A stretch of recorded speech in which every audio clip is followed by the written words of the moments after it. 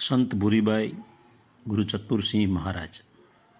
मेवाड़ राजस्थान की संत भूरीबाई का जन्म संवत 1949 में उदयपुर जिला के सरदारगढ़ में सुथार समाज में हुआ था।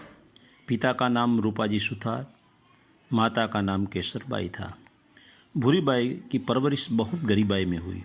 जब उनकी आयु 13 साल की हुई तब उनकी शादी 43 साल के विधुर के साथ कर दी गई। उनके पति फतेहलाल नाथद्वारा मंदिर में चित्रकाम करते थे। लग्न जीवन के 3 साल बाद पति को श्वास की बीमारी हो गई।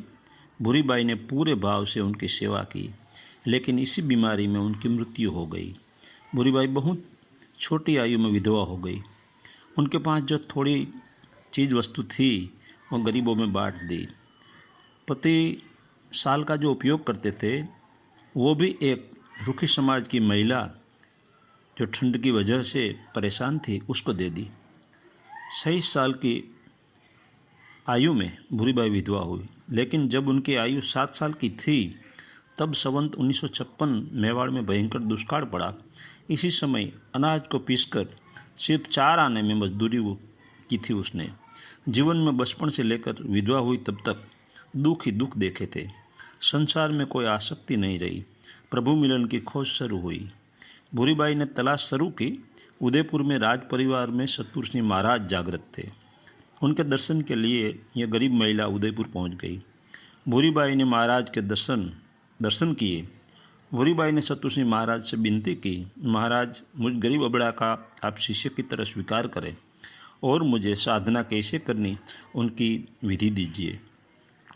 चतुर सिंह महाराज ने भूरीबाई की सच्ची भावना देखकर संतों की वाणी की किताबें भेंट की, जैसे रमण महर्षि, संत ज्ञानेश्वर, परमहंसदेव, मीराबाई, कबीर साहब साधना की पद्धति समझाई। करुणा कर दीक्षा भी दी। महाराज के दर्शन से, उनके प्रेमाळ व्यवहार से भूरीबाई के दुख चिंता कहाँ चले गए कुछ पता न चला। वहाँ से भूरीबाई नाथद्वारा कुंभारवाड़े में रहने के लिए गई। महाराज ने जो संतों के जीवन के ग्रंथ दिए थे वो पूरे भाव से पढ़ लिए। फिर तो श्रीमद् भागवत गीता, रामायण, महाभारत, उपनिषद और अष्टवक्र गीता जैसे आध्यात्मिक ग्रंथों का अभ्यास पूर्ण किया।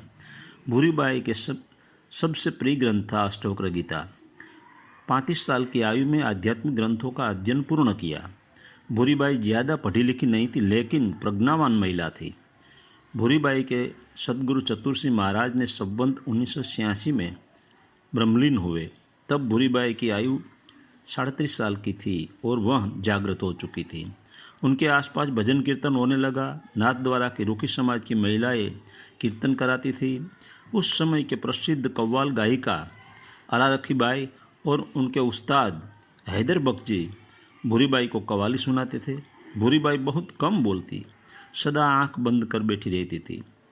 शरणानंद नाम के उनके एक शिष्य कहा करते थे, नाथ द्वारा जब जाने का भाव हो तब भूरीबाई के दर्शन के लिए जरूर जाना, और अगर भूरीबाई भोजन कराने की बात कहे तो ना मत कहना।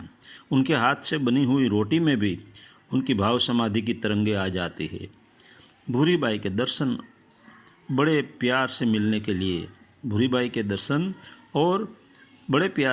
के लिए चित्तौड़गढ़ के संत चलफिर शाह जी, माधोपुर घेड़ जिला पोरबंदर के राम दुलारे बापू, कपासन जिला चित्तौड़गढ़ से सूफी संत दीवाने शाह यानी साईं वल्ली, वृंदावन यूपी से सेवाश्रम के स्थापक स्वामी शरणानंद जैसे महात्माओं आते रहते थे। भूरीबाई ने भगवान रजनीश यानी ओशो का नाम सुना था। भूरीबाई को भाव हुआ कि जहाँ उनकी ध्यान शिविर लगे वहाँ शिष्यों के साथ ओशो के दर्शन के लिए जाना है। मेरे ख्याल से मुसाड़ा महादेव की जगह में ओशो की ध्यान शिविर थी। उस समय आम की सीजन चल रही थी।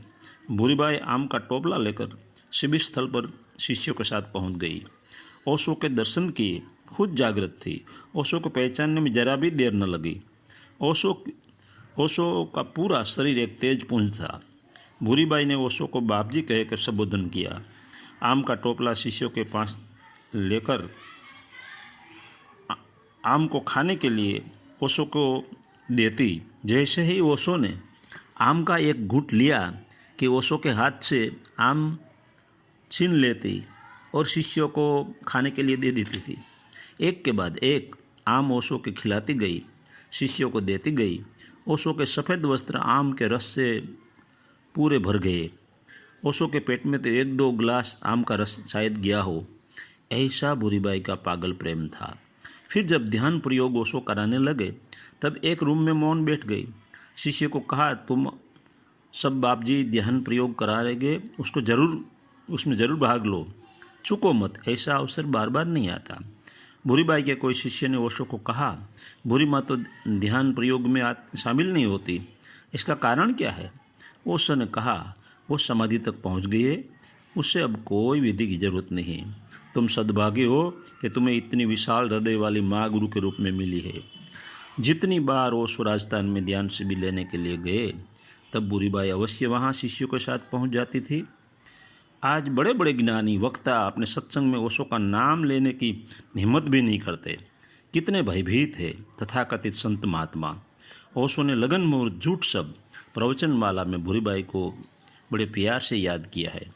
भूरीबाई के एक शिष्य कालिदास भाटिया ने एक किताब लिखने का आग्रह किया। भूरीबाई ने कहा, ठीक है, किताब लिख देती हूँ। रूम बंद कर किताब लिख रही। वो किताब 12 पाना की बनाई। जब किताब का विमोचन हुआ तब शिष्य देखते ही रह गए। भूरीबाई ने काली पेन से ऐसा लिखा कि पूरा पन्ना काला कर दिया। कोई जगह ऐसी न छोड़ी जहाँ थोड़ा सफ़ेद भाग हो। ऐसी गुंदी थी कि उस किताब में एक अक्षर भी नहीं लिखा जाए।